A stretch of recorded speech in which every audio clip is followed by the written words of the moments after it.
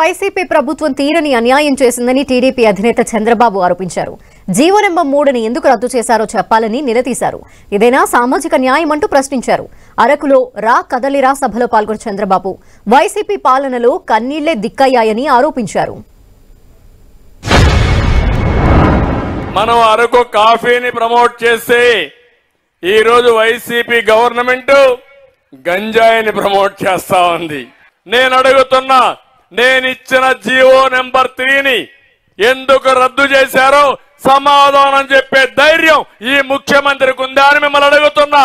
ఇది అన్యాయం అవునా కాదా అని మిమ్మల్ని అడుగుతున్నా.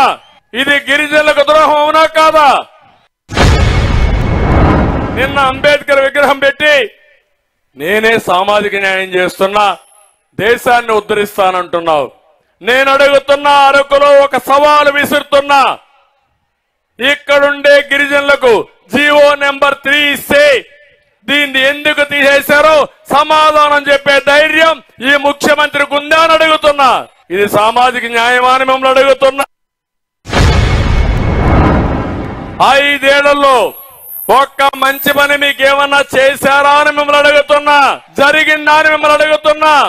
అందరికీ ఇచ్చినట్టు బటన్ నొక్కతానంటాడు తప్ప మా గిరిజనులకు నొక్కింది ఏమీ లేదు.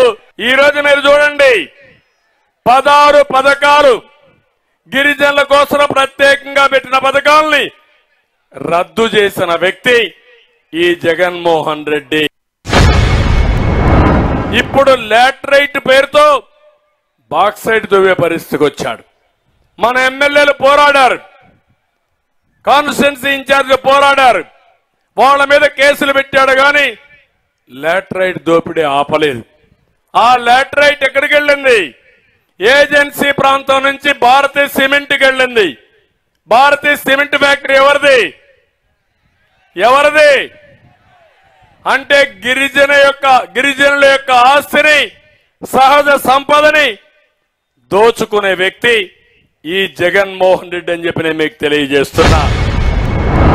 ఈరోజు రాష్ట్రంలో నాణ్యత లేని మద్యం వల్ల 35 లక్షల మంది అనారోగ్యం పాలైపోయారు.